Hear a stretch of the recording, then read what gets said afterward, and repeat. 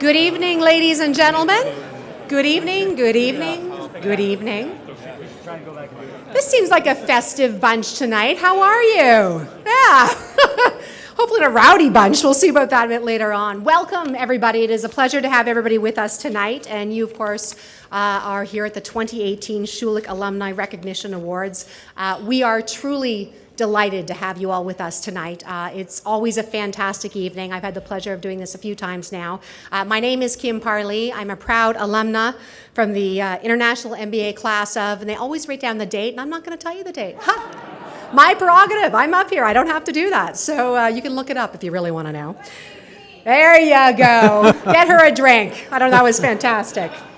I am delighted to be your master of ceremonies for this evening. And before we begin, I have one very important question. How many of you took the subway up here tonight? I know. That's just kind of astounding. I mean, I know for people who do this all the time now, it's not a big deal, but for me, it was a big deal. It was fantastic. Do you know what I had to do to get to this school when I was, 2018, never mind. I've always been doing it. It's fine. Yeah, it was interesting because I was thinking, if you thought about when I was back in school, and I will tell you back in '95, they talked about a subway. I was like, And they said in my notes here tonight, I was supposed to talk about how, the station delivers you right to the front door. I'm like, the front door is even different than it was in 1995. There are many beautiful front doors here that just didn't exist back in 1995. So this is a school that has transformed itself in no part to Dean Deja Horvath, which we'll be talking about in a few minutes. One of the wonderful things about coming up on the subway as well is, of course, is you actually have time to read. You're not caught commuting and taking care of those things. And when you are reading, you might be on your phone, like I am, and you might be catching up on your texts or your tweets, or perhaps like I do, and noticing that in the latest tweet of the day that Gary Cohn, I don't know if anyone knows this yet, but has left the White House as the latest economic advisor. Interesting, and of course the markets will be interpreting that tomorrow perhaps as a government that is willing to go forward with tariffs and trade wars. And I was thinking, maybe the best way to battle the tariffs and trade wars when you're dealing with the United States is to somehow put a tariff on, U.S. hotels, U.S. golf clubs. Just let that sink in for a second. People haven't gotten that one yet. We have a very special evening planned for everybody tonight, and for those of you who have attended this event in the past, you really do know what a special event this is. Tonight we are celebrating innovation, we are celebrating achievements, and the extraordinary success of 4 incredible individuals. You're going to learn more about each one of them over the course of the evening, and let me say the name of the school's current alumni campaign, Leading Change, is the most perfect way to describe each one of them. When we talk about, though, leading change and transformation, Dean Deja Horvath instantly comes to mind. He joined the Schulich School of Business in 1977 and was the first appointed the dean of our school in 1988. Do the math with me. 2018 minus 1988, 30 years as dean. Can I get a huge round of applause for that?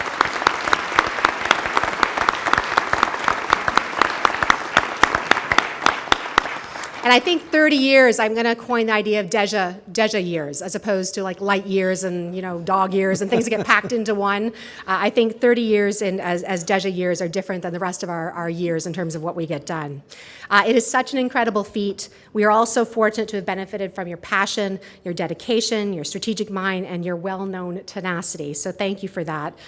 He's become now, brace yourself, the longest-serving business school dean in the world.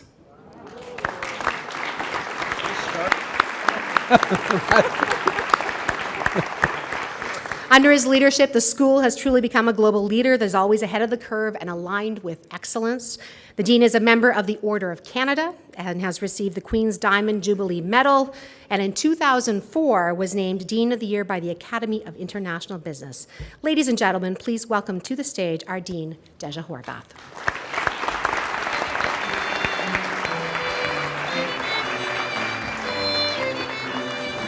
Thank you, Kim. Thank you very much.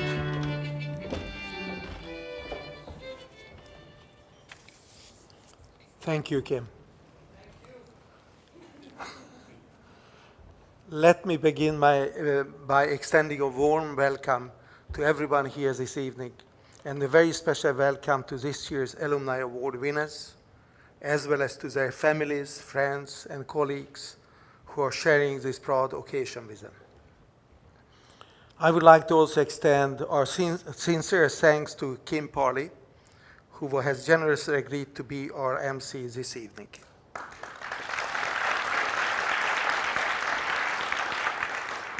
As host of the TV show Money Talk, Kim also lends some star appeal to the evening's proceedings. Kim, we are extremely grateful for all of your support over the years. Thank you. The Alumni Recognition Awards were established in 1992 to salute the executive leadership and career achievements of our alumni and members of the Schulich community who have made significant contributions to our school. When you look back over our school's proud history, I think we can all agree that one of Schulich's greatest accomplishments has been the career success of our own graduates. Today, graduates from the Schulich School of Business number close to 30,000. Our graduates are succeeding globally, living and working in over 90 countries around the world, raising the Schulich flag at 87 alumni chapters in 60 different countries. Schulich graduates are succeeding in every industry, from arts and entertainment to health and mining, from real estate and finance to supply chain management and business analytics. Soon to be added also artificial intelligence. Schulich graduates are increasingly winning awards and recognition for their achievements. Everything from Lifetime Achievements Awards to Entrepreneur of the Year honors, from being inducted into Business Halls of Fame to capturing Career Achievement medals and receiving the Order of Canada and even the Nobel Prize. But just as importantly, our graduates give back to their alma mater. They financially support scholarships and bursaries for Schulich students. They teach in our classrooms, serve as mentors, act as judges at our case competitions, provide strategic advice to our school, and hire our graduates. To all of you here this evening who has contributed in one of those many ways, we sincerely thank you for your support.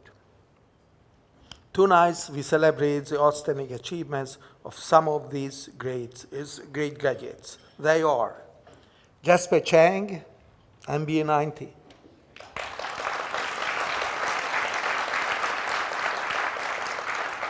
President of Amazon, who will receive the award for outstanding executive leadership.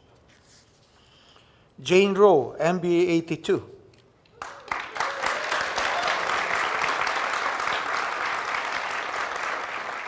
Senior Managing Director and Head of Private Capital of Ontario Teachers Pension Plan, who will receive the award for outstanding progress and achievement. Marianne Harris, MB LLB 83.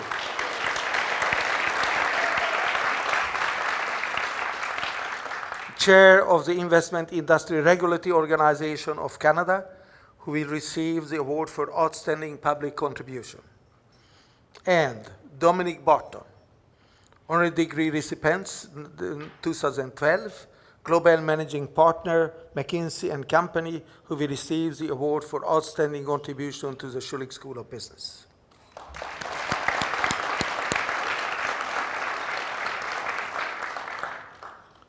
To each of you, on behalf of the entire Schulich community, our sincere congratulations. I would like to share with you a few brief comments about each of this year's award recipients. And I will begin with this evening's first recipient, Jasper Chang. I first met Jasper on a trip to Tokyo back in 2005, several years after he began his career with Amazon in Japan. Not long after meeting him in Tokyo, I invited Jasper to join our International Advisory Board, where he has served as a member for the past 10 years. Jasper joined Amazon Japan in 2000 as finance director, and only 1 year later was promoted to president. For nearly 2 decades now, he has been driving the company's growth and expansion into new markets. Under Jasper's leadership, Amazon Japan sales have grown to more than $10 billion, and the company today has more than 3,500 employees. Amazon Japan is now the second largest overseas market after Germany for the American-based multinational. In January of last year, under Jasper's direction, Amazon Japan created a venture funding program to develop and sell innovative new products to his company's customers. And he launched a business-to-business operation with a catalog of up to 200 million office equipment and supply items. This past summer, after many years, Jasper visited our campus together with his son. Jasper, I hope you and your family will come again soon and visit our new Rowe and Sharon McEwen Graduate Study and Research Building located next door. Jasper joins a long and distinguished list of recipients for the Outstanding Executive Leadership Award, including Katie Taylor, Chair of Royal Bank, John Hankin, the former Chair of CEO and CIBC, he's here, Ron Mock, President and CEO of Ontario Teachers Pension Plan, who's also here, all of whom were here with us tonight to celebrate the accomplishment of their fellow alumni. Actually, Katie Taylor was supposed to be here, but something came up in the last second. Jane Rowe, our next Alumni Award recipient, has been a trailblazer through her career.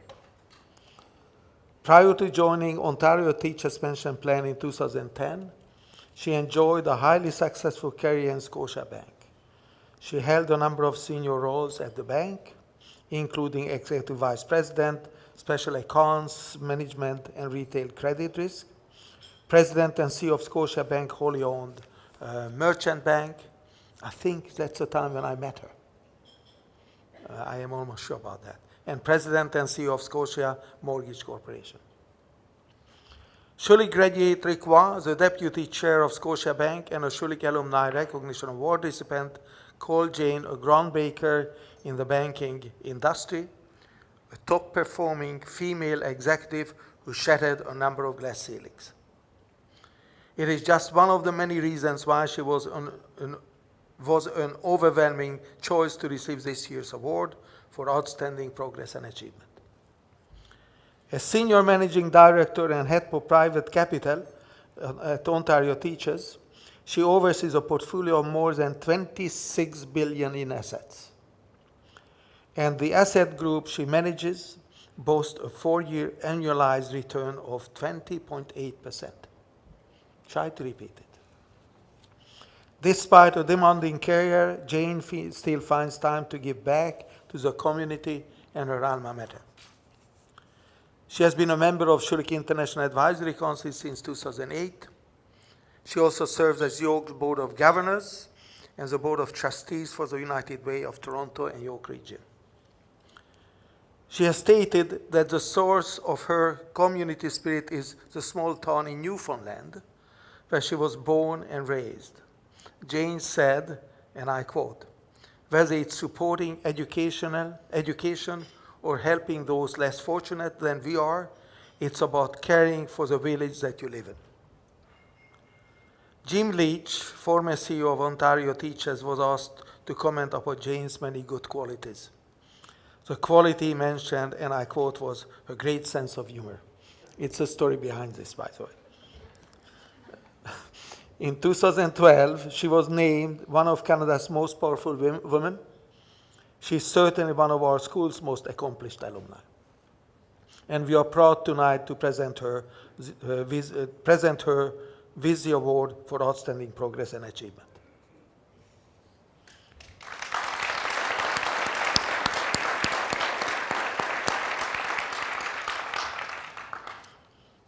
Our third recipient is Marianne Harris. She has more than 30 years of corporate and investment banking experience, in senior positions in both Canada and the US. After beginning her career at RBC Capital Markets, she served for many years at Bank of America Merrill Lynch in a variety of senior position management roles, including President of Corporate and Investment Banking for Merrill Lynch Canada. Today, Marianne is not only chair of IIROC, the Investment Industry Regulatory Organization of Canada, but also serves on the boards of numerous public companies and non-profit organizations, including Sun Life Financial, Loblaw Companies, and Hydro One. Ed Weitzer, the Yaroslavsky Timothy Chair in Corporate Governance at Schulich, described Marianne as a powerful leader who inspires respect and trust. And I think that nicely describes one of Marianne's many attributes. Only a small number of people are able to make a lasting mark in their chosen field. Marianne Harris has done so in two fields. That's the emphasis, not only one. In 2014, she received the Hennick Medal for Career Achievement, an award presented annually to distinguished leader who has earned international recognition in the business and legal communities. What is equally impressive is Marianne's contribution to the community, particularly in the field of healthcare. In memory of her late husband, Brian Laramie, she has raised more than $625,000 on behalf of the Laramie Classic Cruises, a two-day, 200-kilometer cycling journey through the Canadian countryside that raises money to fight cancer. She is also the vice chair of the Aimbridge Ride to Conquer Cancer and has served on the board of directors for the Princess Margaret Cancer Foundation since 2006. She is a generous benefactor, a high-profile and active member of our alumni community, and a valued member of the Dean's Advisory Council. We are proud to present Marianne with the Outstanding Public Contribution Award.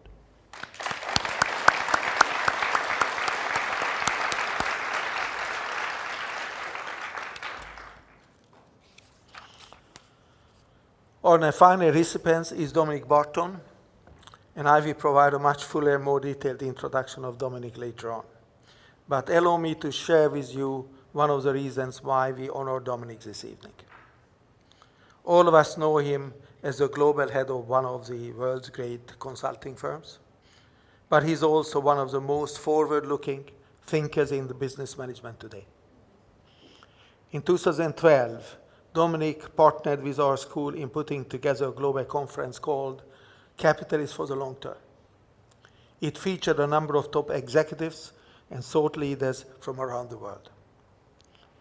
From that conference came the decision to publish a book highlighting some of the key findings of the proceedings. The result was Reimagining Capitalism, a signature project that marked our school's recent 50th anniversary celebration.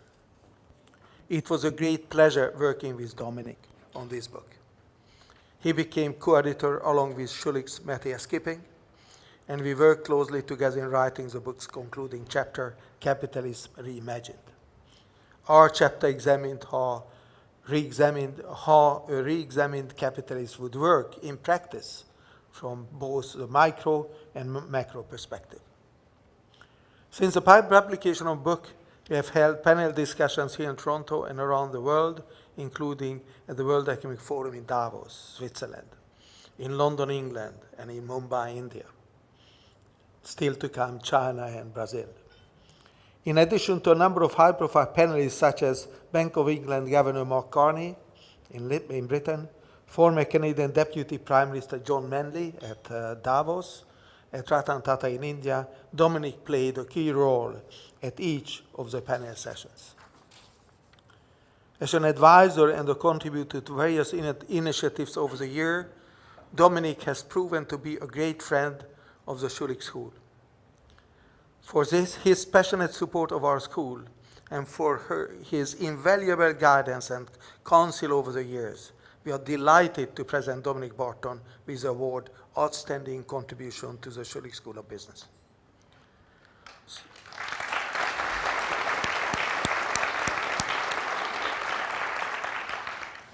So there you have it, 4 outstanding recipients who have taken 4 very different career paths. Despite their differences, they share one thing in common, a desire to be among the very best in their chosen fields, and a desire to give back to the Schulich School and the community. I think you will all agree their accomplishments are worthy of our applause and admiration.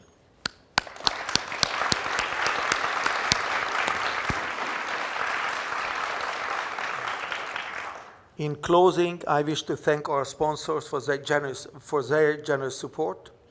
I would like to thank the dedicated team at of Schulich professionals who organized this special event. And to this year's Outstanding Schulich Alumni Award recipients, congratulations on your tremendous achievements and success. Thank you and enjoy the evening.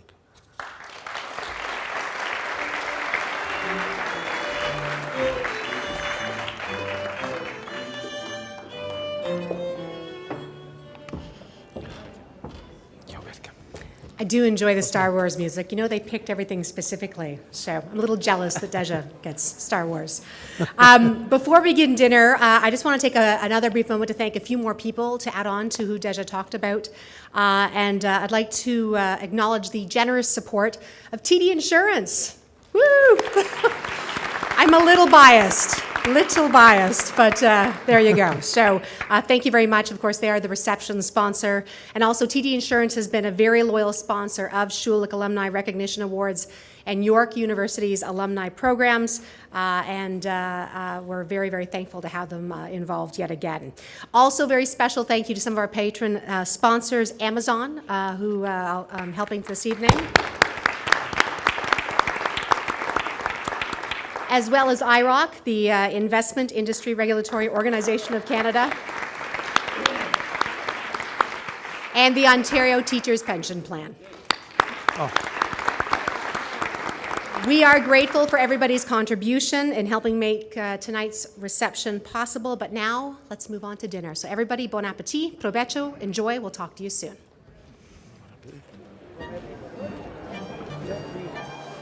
Hello, everybody. How was dinner?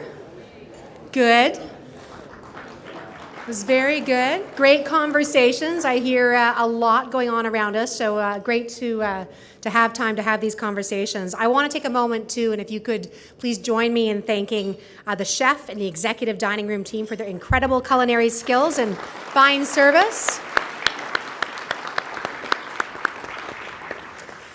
Dejo has told you a bit about some of the winners tonight, and as we begin the formal presentation part of the evening, I want to first draw your attention to the original glass sculptures that each recipient will receive, and they are on the table right over there.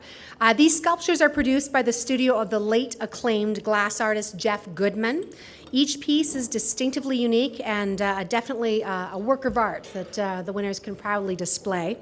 When Jeff Goodman was first commissioned by Schulich to design the award, he described the sculpture as an abstract representation of our school's global leader status, and that the sculpture speaks to our ability to shape the future.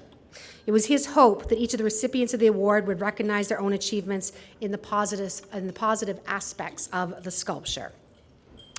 For our first Alumni Award for Outstanding Executive Leadership, our recipient is Jasper Chung, of MBA class of 1990. I have no problem telling other people how old you are, just not myself. Please welcome to the stage Schulich alumnus, MBA class of 1977 and PhD class of 1997, and Executive Director, Schulich Executive Education Center, and, I'm getting there, Distinguished Adjunct Professor of Marketing to introduce Jasper Allen Middleton.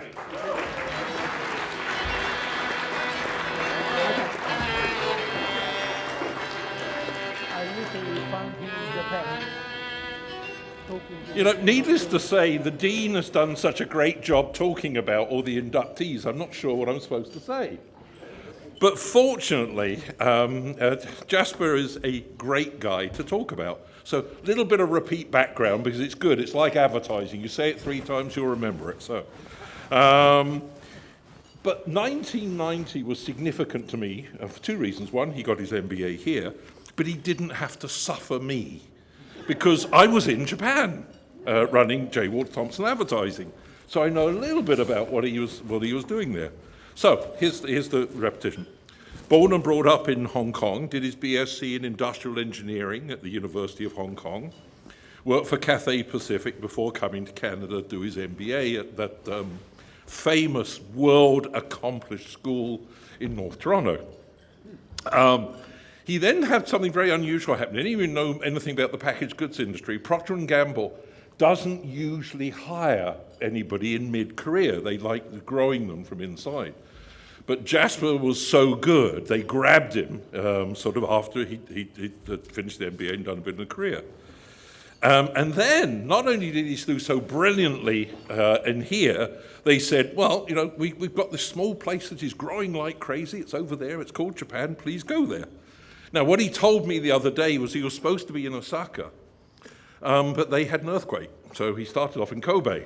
So Kobe and Osaka, then moved to, after Procter & Gamble had learned from there. And as the dean mentioned, quite rightly, he took over as finance director in Amazon Japan and then very quickly became the president in 2001. And I want to put it in a bit of context. Amazon was just starting then. Japan, if the Japanese have a phrase for the gaijin is the foreigner coming in. And to be accepted as a foreigner coming in with a brand new concept, which it pretty well at the time, marks courage, smarts, entrepreneurial skill, passion and energy that it took for him both to join it, but then what he's accomplished since. Back in that day, Amazon in the US was a mere 2.7 billion revenue then, and nothing in Japan. Of course, it's now a $178 billion corporation, and its Japanese operation, as the dean rightly mentioned, is the second largest international after Germany. Itself, actually I think Deja got the number slightly lower, closer to a $12 billion operation. And you're looking at the man responsible in a minute, from taking Amazon Japan to almost nothing to $12 billion in just 17 years. That's spectacular. But it wasn't easy. Any of you remember, I know most of you are millennials and too young to remember, but Japan started having economic issues in this period. So he goes in to build this in an economy that has suffered an almost 15-year period of low average economic growth. Averaged less than 1% a year for pretty well the first 15 years. And it wasn't as if he didn't have strong competition. There were strong bricks competitors like 7 & I, which own the 7-Eleven's convenience chain, and Ito Yokada, general merchandise. There are strong Japanese retailers like Akon, Isasan, Takashimaya, and yes, Walmart that owns a majority stake in Seiyu and others. But there were digital competitors as well, like Rakuten, who had started before Amazon in Japan, so they had the first mover advantage. And then, of course, Yahoo comes in. It's now estimated, despite all of that under Jasper's leadership, Amazon now accounts for about 20% of all online sales in Japan. That is spectacular. Now, unlike the US, sorry Amazon local people, where Amazon is a clear leader despite Walmart's recent moves, the competition in Japan's not getting any easier. SoftBank, Yahoo, and Aon are now teaming to launch a new line of business. 7 & I Holdings has teamed up, and then there's that biggie across the South China Sea called Alibaba that we were chatting about at our table. And Alibaba itself is already a burgeoning ecosystem of $26 billion. Think it's going to keep you busy for a while, Jasper? Yeah, I think so. He can do it. You think about $0 to $12 billion in 17 years. Outstandingly successful executive, a family man with a young son, 1990 MBA, a member of Schulich's International Advisory Council, and the secret behind the success of a foreign corporation in the ever-complex market of Japan. Omedetou gozaimasu, juha, and congratulations. Join me in congratulating. Please, I'd like to invite Jasper and the Dean to come up to the podium for the award presentation. Thank you.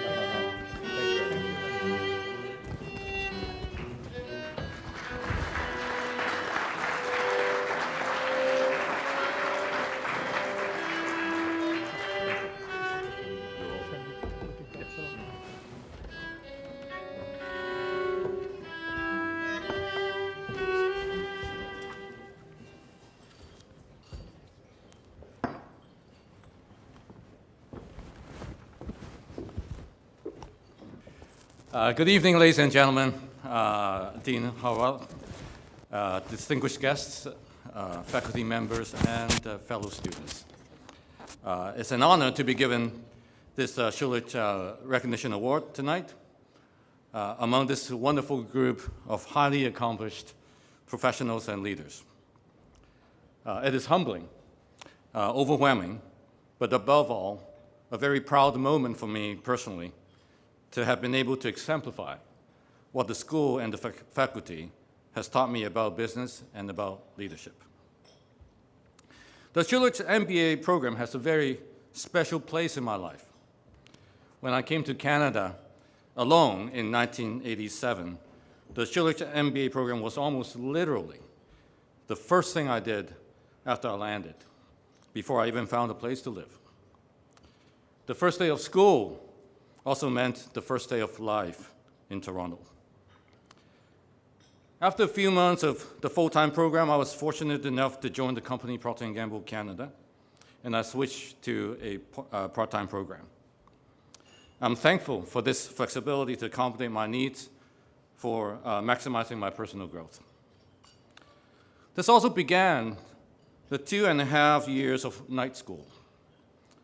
I love the study and the opportunity to meet people, and many new faces all the time. The people I met were just as important as the program itself.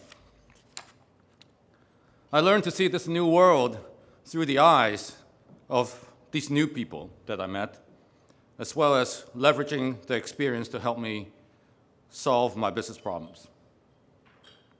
In fact, even the long walks in the freezing winters, from the bus stop on Steeles to the campus here, just became part of the fondness of memories. While balancing the busy schoolwork on top of the demanding day job could be sometimes challenging, it was nevertheless a period I thought I experienced the most professional and personal growth. I continued to work at P&G in Toronto after I graduated.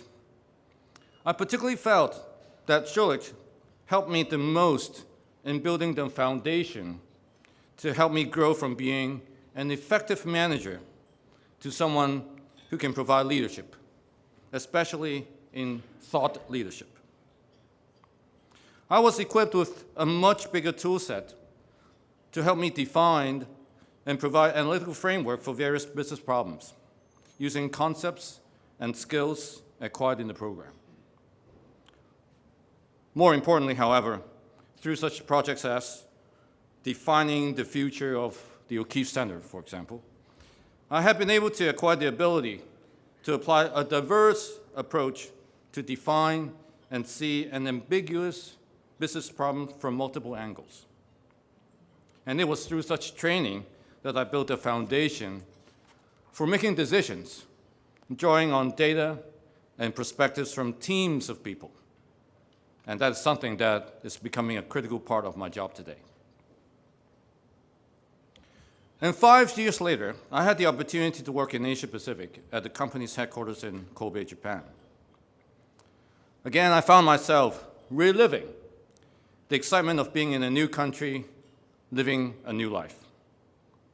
The possibilities in front of me were endless as I challenged my own self about assumptions I made about life, including the many rules, constraints that I came to know about that kept my thinking small, as well as the resources and assets that I did not realize existed. The next 5 years was yet another period of rapid personal growth, only punctuated when another opportunity came up. I moved from Kobe to Tokyo in Japan and joined an internet startup company in Japan in the year 2000. And the company was Amazon Japan.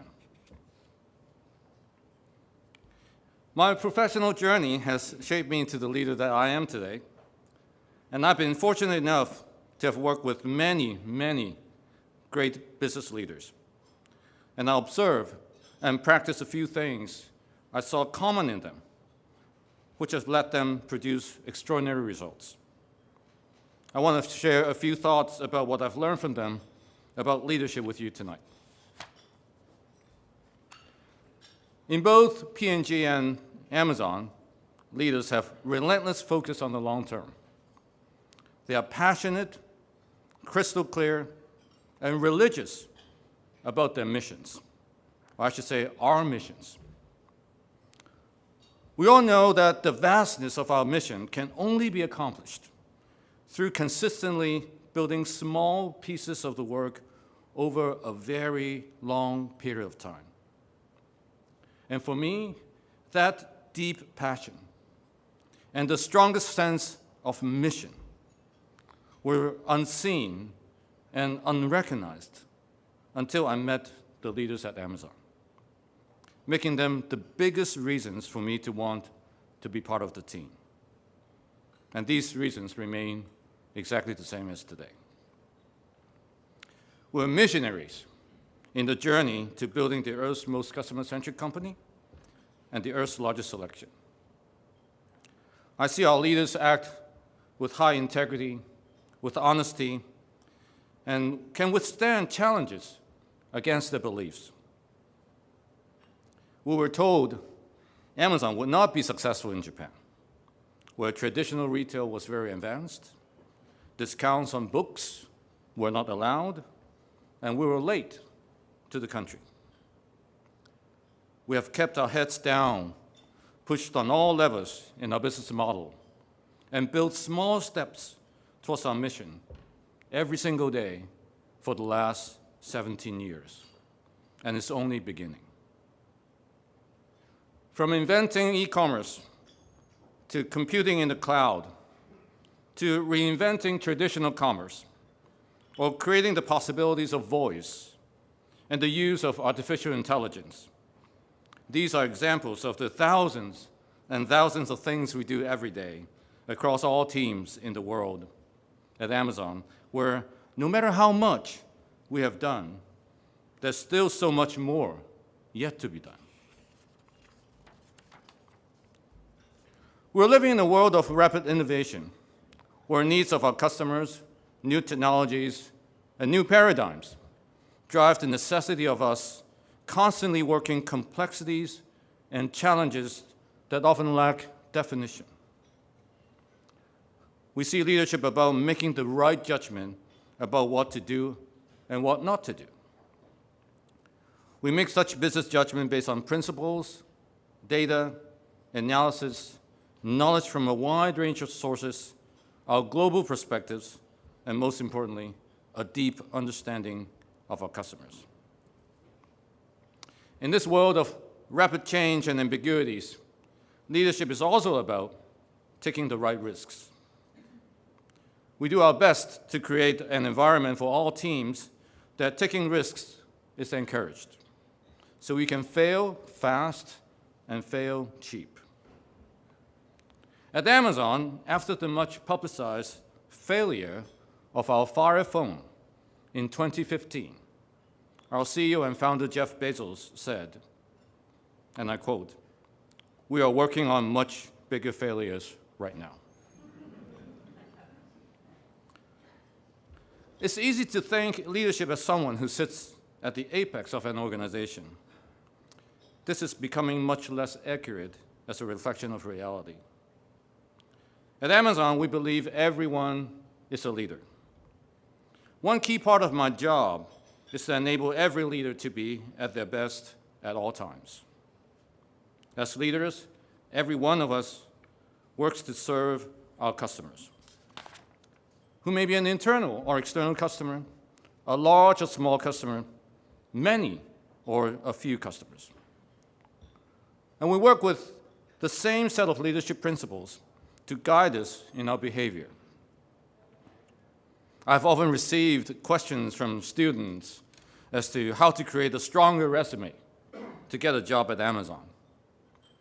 My answer has always been, it doesn't matter, as long as it's clear, since we want to use the leadership principles to measure candidates' past behavior to help us predict their success at Amazon. The same principles are used in virtually all situations, from creating employees' own career plans to making the most critical business decisions. My job is to make sure that these principles are all well understood and practiced throughout the entire organization and by every one of us. In so doing, I help to bring out the best from everyone on our teams, and accordingly, we nurture the next big leaders, building stronger leadership for the company for the long term.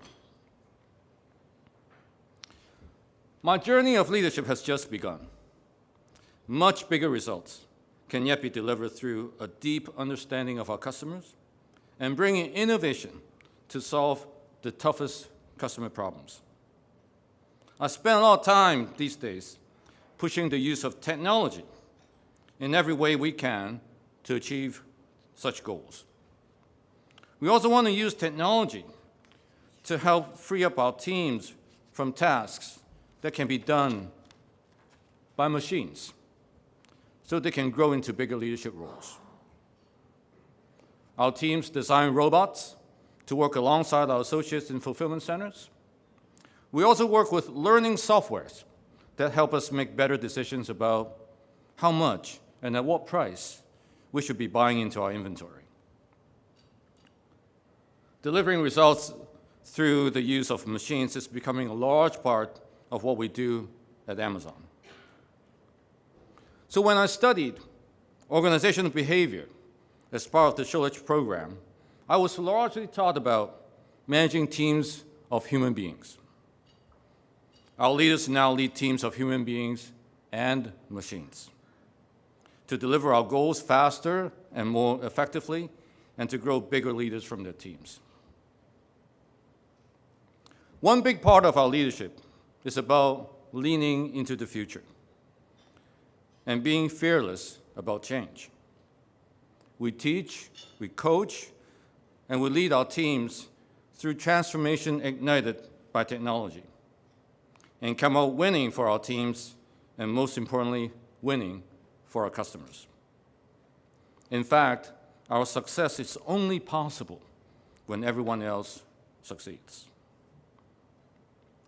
Before I close, and last but not least, I want to congratulate the Dean in leading the Schulich program, making it one of the best programs in the world, in preparing students to meet leadership challenges for the future. Dean, you talked about such critical leadership qualities as long-term thinking, global perspectives, diversity, and many others as a pioneer before anyone else did. Thank you for your leadership, and I'm proud to be part of this wonderful program. Thank you for having me.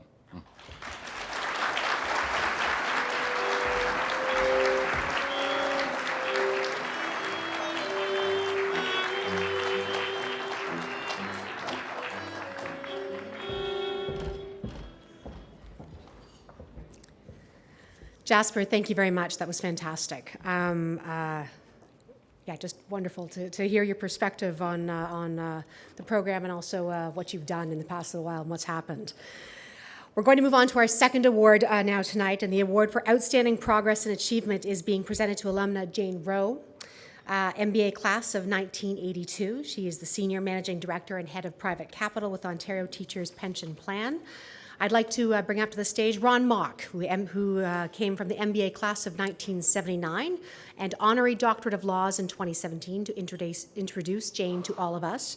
Ron is the President and CEO of Ontario Teachers Pension Plan and also a former award recipient, of which I was happy to MC that event as well, of the Outstanding Executive Leadership Award and a member of the Dean's Advisory Council. Please welcome to the stage Ron Mock.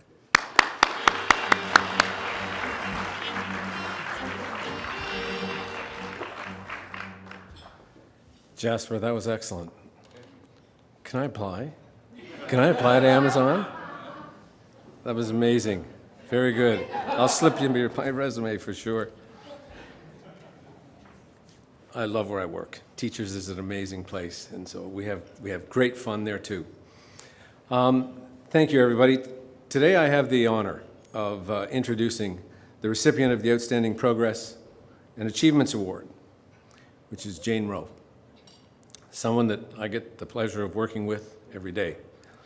Tonight, she has her colleagues here.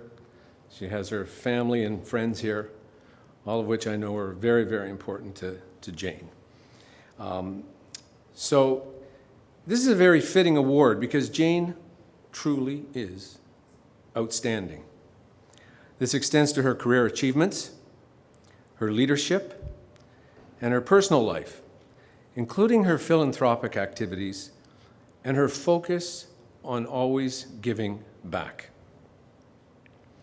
She leads an accomplished team of people at Ontario Teachers, and they invest in private equity. They buy companies, and they do it on behalf of the teachers of Ontario, about 320,000 of them, in fact. Now, it's not an easy job because investing their pension money for generations to come, you have to think long-term. You have to have a sustainability mindset. And of course, teachers with its governance standards really does require that investing around the world, as Jane and her team does, it must be done with the highest levels of integrity. And so Jane really has built a career based on performance.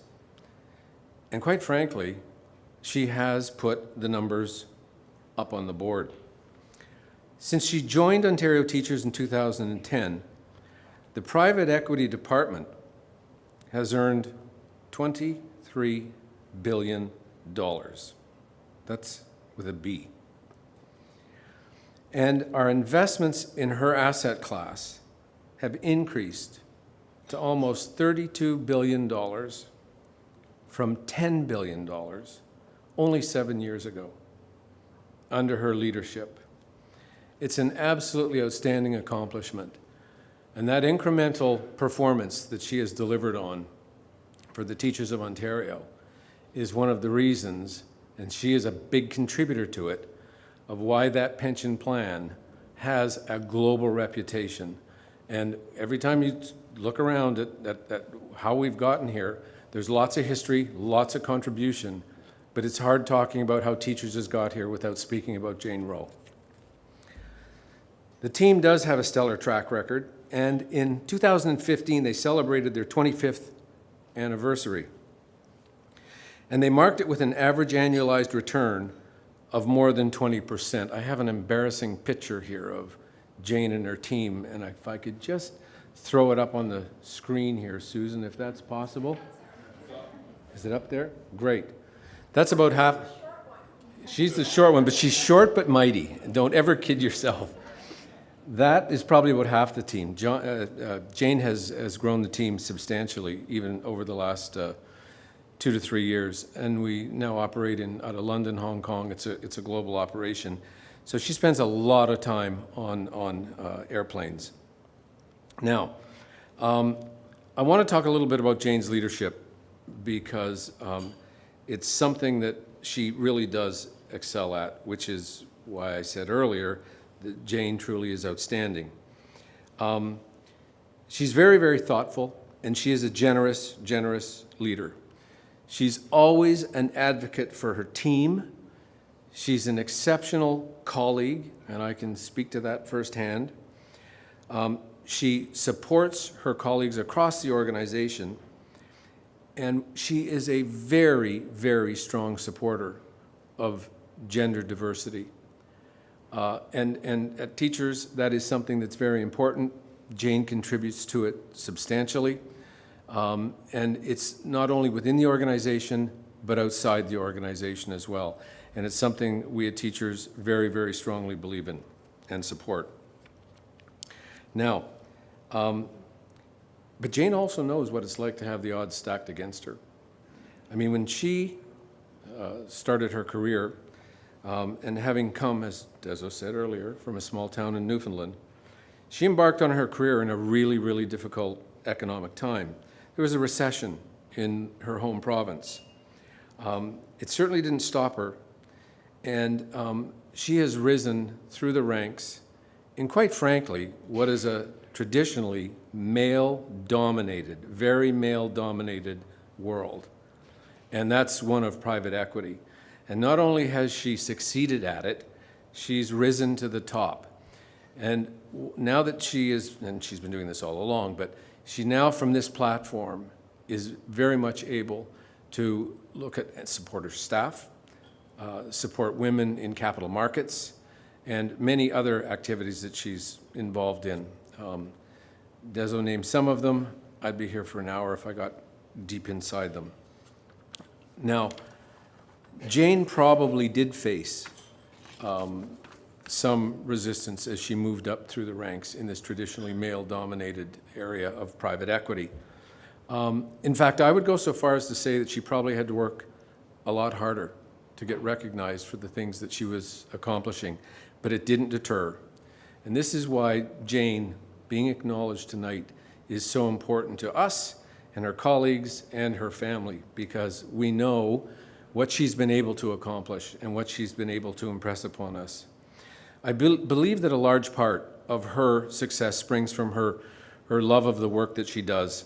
She brings her A game every single day, and she recognizes that the help that she received in her own career is something that has caused her to want to give back. She's a strong supporter of her alma maters, York University and Memorial. She also supports the United Way and the YWCA. Mention her name in any of those two organizations, and her name is legendary. And she's very, very generous with her time.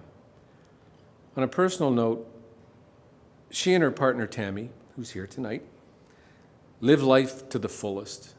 They go and take some of the wildest trips that you could ever imagine. They just got back from Antarctica. I mean, this is the kind of trips that they're taking all the time. They're dog lovers, and Tammy is an exceptional photographer.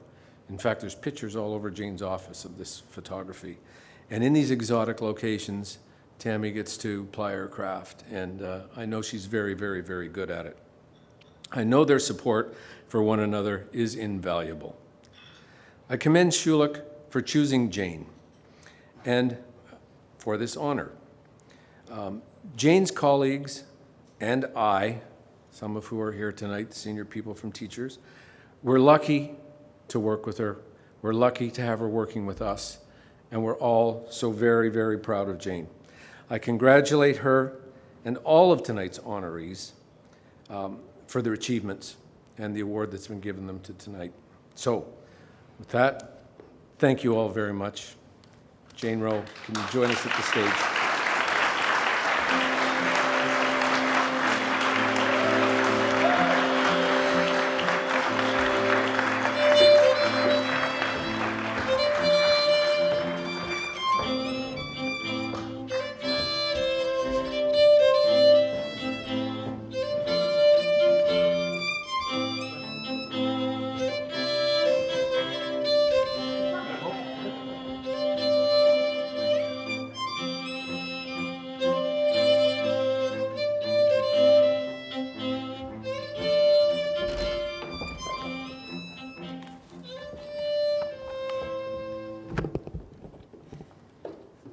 Thank you very much, Ron. Thank you very much, Dean Horvath. Congratulations to the fellow award recipients tonight, and thank you to Schulich and to York University. It is an honor to be recognized by this school that was foundational in my life and in my career. Schulich was instrumental in setting me on my path from Newfoundland to a global career. I like to call Schulich my finishing school. And I don't mean this in sort of the Swiss manners, proper cutlery sense of the term, rather in finishing and fine-tuning the job that my earlier education and experiences had begun. I characterize these final steps, which in my view are unique to Schulich, as inclusion, diversity, and equality. While these words are now ubiquitous in the corporate lexicon, it has taken a lot of work to get them there, and many organizations still struggle to truly embrace them. That's why it's so interesting to me that long before they were mainstream concepts, we were living these values at York, And just think about it, to Ron's point, it was 1991. Sorry, 1981. I keep wishing it was 1991. I was 22, and I had come to a cosmopolitan big city, a diverse community from all walks of life, a community far removed from anything that I had experienced in Newfoundland.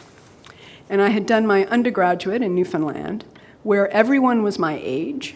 The province was essentially 98% white, 98% Anglo-Saxon heritage, 98% Christian, where religious differences were exclusively limited to Catholic versus Protestant. York put me on the right path in business and in life to appreciate the differences in others and to value everyone as equals. Starting with inclusion, the concept of involving and empowering people to bring their individual talent and experiences to the table. And if 601 doesn't do anything but that, it sure does that. It's a value that I have treasured since my earliest days in Schulich. When as a young Newfoundlander, I went straight into second year MBA school, which I know the program would never let a 22-year-old do now. And as a result, I was overwhelmed by all the smart people around me. And I was intimidated, and I clearly remember worrying about how was I going to fit into such a sophisticated cohort. And I remember feeling that I might not actually belong. And it took a fellow student, coincidentally the only other Newfoundlander in the program. His name was Donnie Ash, and he put an end to that thinking. He said, Jane, you have to stop focusing on how people say things, and actually instead focus on what they are saying. It was the moment that I realized at York that I belonged and there was a new world there for me and that I could thrive. Here at York and at Schulich, all of our voices were heard. Everyone had earned the right to be here, regardless of color, gender, place of origin, age, or status as part-time or full-time. What was important was that we all deserved to be here, and we each brought something to the table. It was at York that I came to understand that diversity on its own is not enough, that it needs to be nurtured in an environment of inclusion and equality to have a meaningful impact. These are concepts that resonated with me as a woman, as a Newfoundlander, and as a business executive in the making. It was not lost on me that I was entering a field that was to a large degree, and remains today, dominated at all levels by men. But as female leaders, we strangely reside under a microscope. To succeed, as Ron mentioned, we need to bring our A game every day. And Schulich helped teach me this was a reality. Not that it was fair or unfair, but that it was a reality. And to Schulich, there's nothing wrong with bringing your A game every day. As business students at York more than 30 years ago, we already knew what is now becoming accepted as fact, that gender, racial, and ethnic diversity are the ingredients that drive success. Why? Because they bring with them diversity of thought, of experience, and of opinion. They can be a cure for groupthink, and they provide the tiles of a mosaic that make an organization a richer place. I am proud to say that at Ontario Teachers, that principle is fundamental to our talent strategy and to our successes. I work for an organization where we truly do see our people as our greatest asset, and we value our differences as much as our similarities. And this brings me now to equality. I was raised to treat people as equals and with empathy. And this value was reinforced at York. Indeed, the Schulich culture rewards this value, although it remains a competitive and intellectually demanding environment. I am indebted to York for helping me to understand these values so early in my career. Today, I'm living a dream that I started dreaming as an undergrad, when I was hooked on business from the very first finance course that I took, which taught me about net present values. Through the on-campus recruiting program at Schulich, I landed my first job on Bay Street. That led to a career that saw me reach the executive ranks at Scotiabank.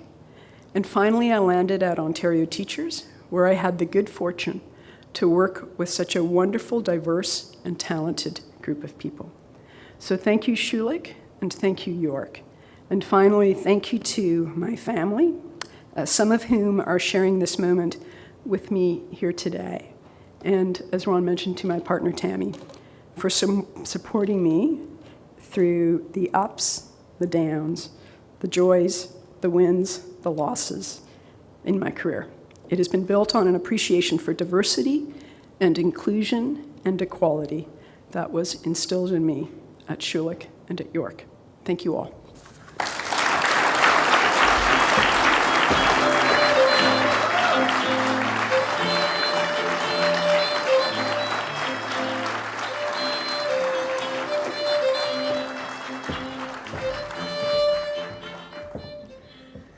Congratulations, Jane. And I think actually my favorite part of the night is hearing the recipient, the award winners, their speeches, because even though there's so many similarities in what everyone has experienced at York, there's so many differences too. And I love the fact that everybody's able to get these experiences, and we all had such great experiences here.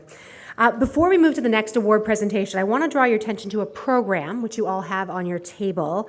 If you turn it over, look at the back of the program, or near the back of the program, you're going to find some important information about Schulich's upcoming alumni forum called Connect. Now, the theme for Connect is Next, where the school and its alumni and faculty advisors have arranged a program designed to prepare you for the future. I encourage you to join me in attending this important day of learning, networking, and reconnecting with the school. You're also going to find a page on there about the Schulich time capsule. Later this year, when we open the new Rob and Cheryl McEwen Graduate Study and Research Building, which many of you in this room have generously supported, we're going to seal the capsule in the front lobby. And then we're not going to touch it until it gets reopened in 2068, so 50 years from now. The question, of course, is the process will be, of course, the dean will be opening up the time capsule, and yes, it will be Dean Horvath who will be opening up that time capsule in 2068. So before you leave today, please take a moment, be part of history. You can contribute something to a message to the time capsule. You can also email your messages to the alumni office. You can just put a note in there saying, hi, Deja. That'll be fine. So let's go back to the awards now. And for the award for Outstanding Public Contribution, it's being presented to Schulich alumni Marianne Harris, MBA and JD 1983. She's the chair of the Investment Industry Regulatory Organization of Canada, IIROC. You rock, I rock, we all rock. I'd like to invite Andrew Kriegler, President and CEO of the Investment Industry Regulatory IIROC, I'm not going to say the whole thing again, to introduce Marianne. So please join me in welcoming Andrew Kriegler to the stage.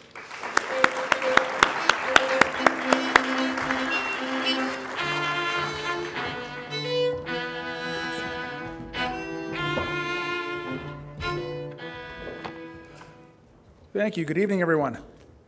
So as Professor Middleton said, Dean Horvath stole my best remarks. However, since I also grew up in a Hungarian family, I came prepared, and I have a second set of remarks that I'm going to use now.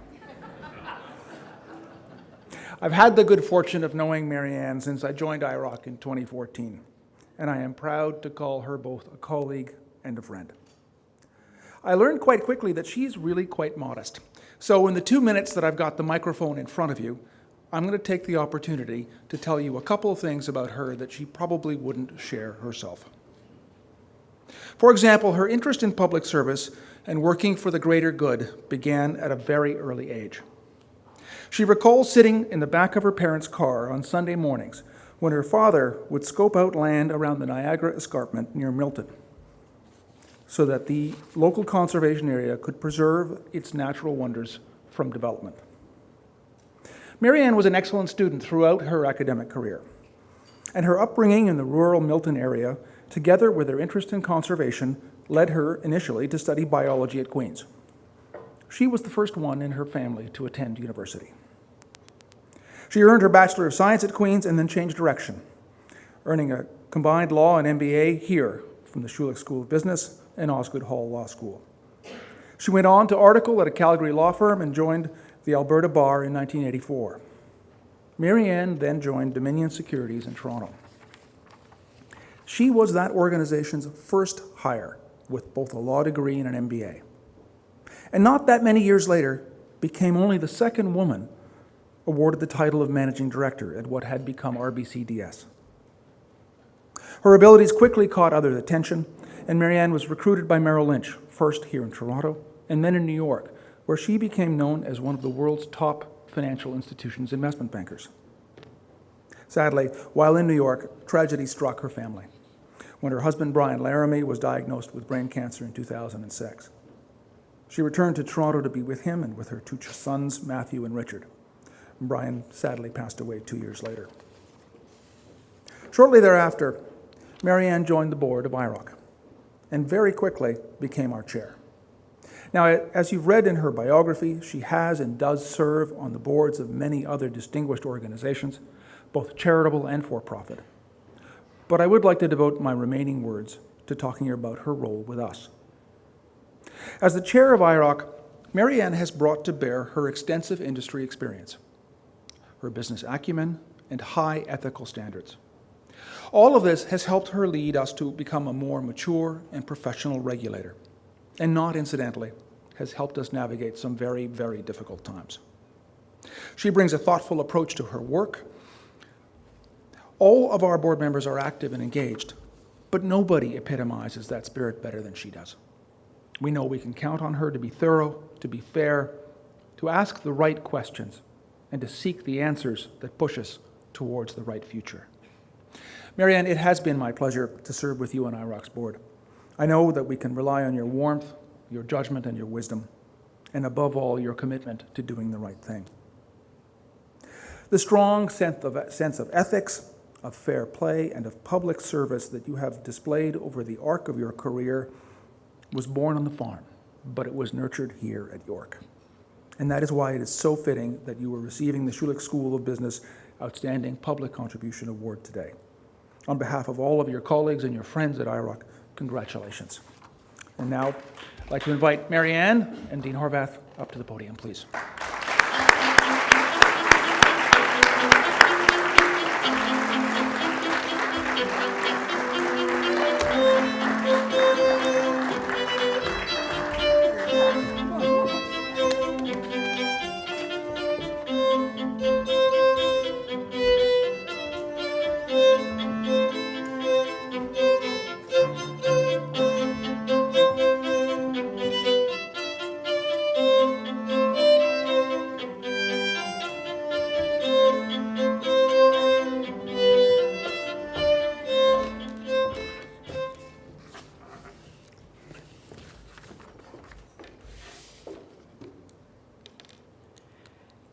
Thank you, Andrew, for those very kind words. And thank you to the Schulich School of Business for the Outstanding Public Contribution Award. This is a great honor. We're fortunate to have a business school with such a global platform and a focus on business ethics. Truly a great place for future leaders in public contribution. I want to thank my parents, and thank you, Andrew, for mentioning being in the back of the car, for giving back to the community and showing others how to lead the way to give back to the community. I also want to thank the professors and the business leaders who taught me a lot about integrity and how to deal with the gray, that area between the black and the white, and gave me the skills so that I could thrive in a very fast-paced business world. And a special thank you to Dean Horvath. As many people have mentioned tonight, Professor Horvath, Dean Horvath, has been around for a long time, and he taught me in 1981, Policy 601. And part of this award, Dean, belongs to you. Yes, that was 37 years ago. In 1983, who would have thought that a woman who was graduating from York could excel in the investment banking world, and better still, have the opportunity to chair a regulator whose objective was to protect investors and foster fair, efficient, and competitive capital markets across Canada. This is the objective that I know everyone at IIROC shares. The board of directors, the management, and the employees. They all use sound judgment, analysis, and consultation to achieve that goal, aiming to strengthen confidence in Canada's capital markets and protect investors. I want to thank everyone at IIROC for working towards this common goal and doing a tremendous job for the 7 years I have served on the board. I'm a proud Canadian, and our capital markets are the envy of a number of people globally. So when I was working on Wall Street, I was astounded to find out that people thought Canada had a very strong financial and capital markets areas, but when it came to protecting our investors, we were considered the cowboys of the Wild West. Now, this was the time of BRIEX, which was a black mark on the capital markets, but we also had Livent, we had Cinar, and more recently, we've had Sinoforest. So, when I was invited to join the board of IIROC, I saw an opportunity to apply decades of experience to making the regulation of one of this country's business pillars better and admired globally. There are high-profile corporate fraud cases like those I previously mentioned that a regulator should focus on, but there is also the protection of each investing Canadian who requires assistance in ensuring that their hard-earned financial savings are protected. This is an important function regulators can provide, and when one trusted advisor purposely misleads or fraudulently takes funds from an investor, every Canadian is affected. This should not happen. It also causes confidence in Canada's capital markets to be shaken. A lot of good people are affected by the actions of one or a few unscrupulous individuals. No one should be robbed of their financial well-being. However, even with the development of good public policy and strong monitoring of the markets and financial advisors, there's only so much a regulator can accomplish if there are limited or no repercussions for those who take advantage of the investing public. You may have seen in the recent Canadian press a number of articles about how certain financial advisors have caused fraudulent acts and then continue on with little, if any, repercussions. The regulators are viewed as being good at public policy, monitoring, and detection, but the media was very critical of enforcement actions that the Canadian regulators have taken. This is the result of limited authority and actions that the regulators can take in this country to punish significant offenders. The punishment may not sufficiently match the severity of the offense, and regulators can only act within the authority they are given and with the tools that they have. IIROC has recently had some success with the governments of Ontario, Alberta, and Quebec, who have granted additional powers to enhance enforcement, but there's still a very long way to go. Canada and Canadians deserve better. Everyone in this room is affected directly or indirectly. You should let your message be known to government if they'll listen and if they will not. Give your support to those trying to get more authority and give more tools to our securities regulators. No one should have their life savings taken from them or experience the misplace of trust in their financial advisor.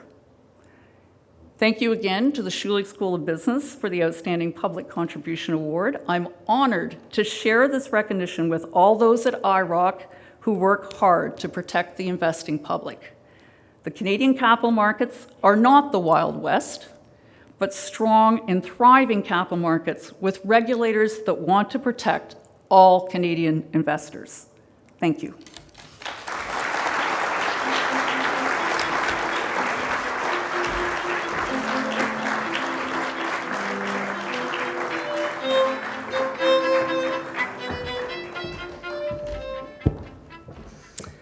Congratulations, Marianne, and thank you, Andrew, for the kind introduction. Before we present our final award, the award for outstanding contribution to the school, I wanted to share a few important updates with you. At last year's alumni recognition ceremonies, the Master of Ceremonies Alumni Katie Taylor introduced us to the Leading Change campaign, and particularly about the special challenge that Seymour Schulich, his foundation, had issued to us, the alumni. Our benefactor, Seymour Schulich, has agreed to put up $5 million if we could raise the same from our alumni contribution in 6 months or less. Well, as you know, we did it. 730 alumni donors came forward. Many of you are here tonight, so thank you for that. We raised the $5 million. But Schulich Alumni and Friends went further than that. The Leading Change campaign, our school's largest alumni engagement and fundraising campaign, which runs until 2021, has now crossed the 70% marker against its $50 million goals. A huge round of applause for that.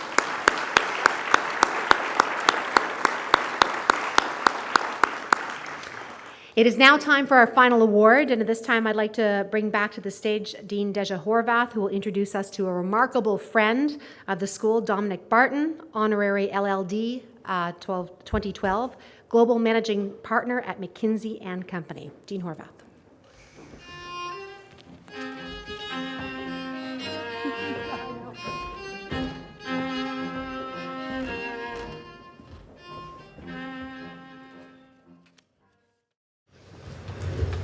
Thank you, Kim. It is now my honor to introduce this evening's final award, recipient, Dominic Barton. Unfortunately, Dominic could not be here with us in person tonight, but he has sent a videotaped message which we will show you following my introduction. Dominic has led a remarkable career and lived a remarkable life.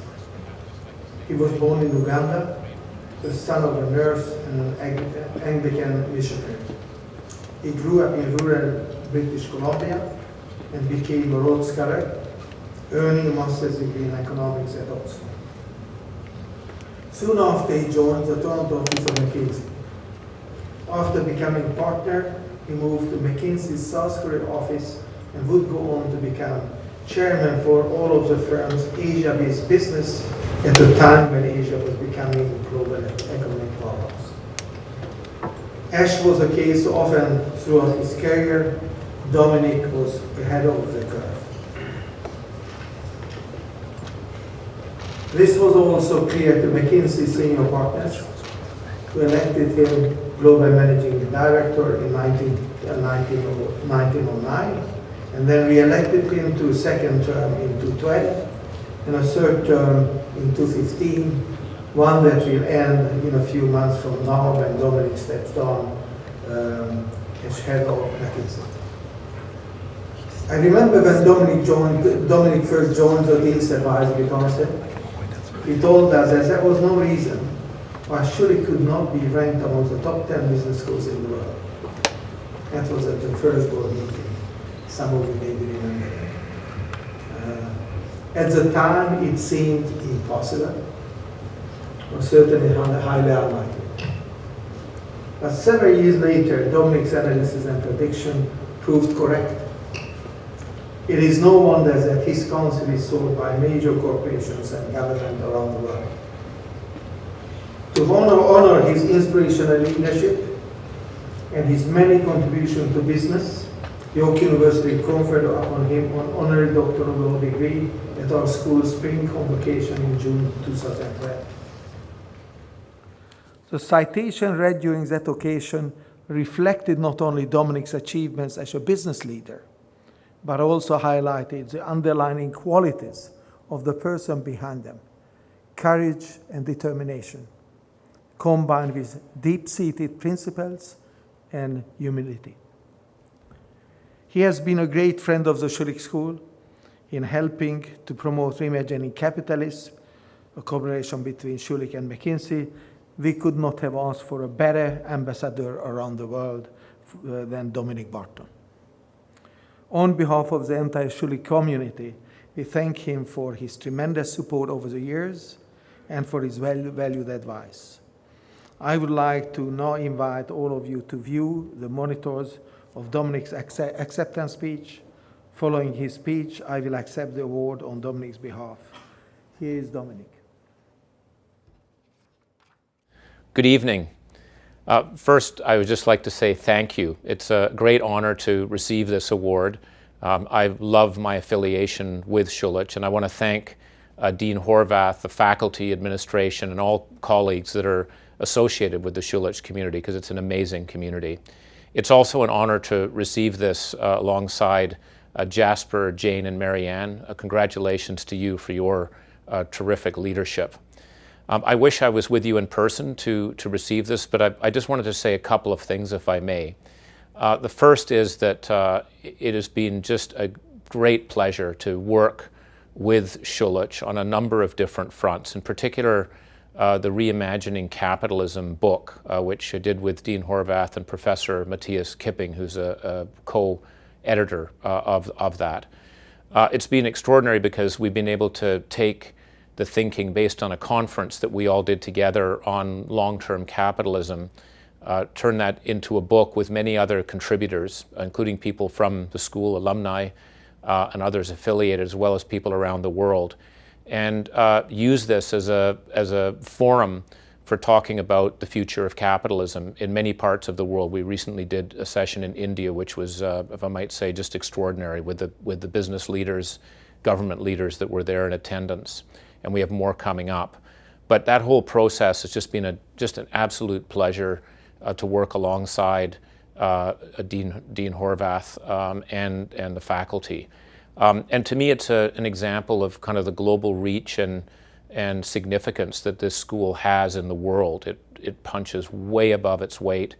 The students we have from many different parts of the world, the international linkages that we have in South America, Asia, Europe, and so forth, it's a delight to be associated and affiliated with it. And I want to say particular thanks to Dezo Horvath, who's just been a wonderful friend, mentor, someone who I just truly enjoy working with. I always worry when I see him that he's got all sorts of adventures up his sleeve, but they're always good and they always push the thinking and they have impact. So again, thank you so much for this wonderful honor, and it's wonderful to be an alumni of this school. Thank you.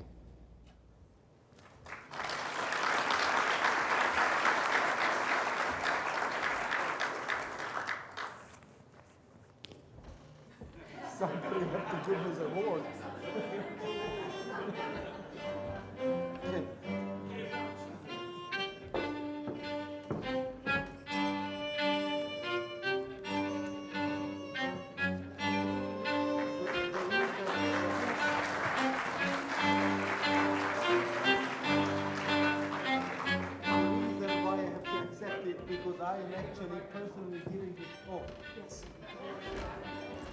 The reason why I have to accept it myself, because I'm going personally to give it to him. When we launched the book in Beijing, China, in May 28th, when the book also coming out in Chinese.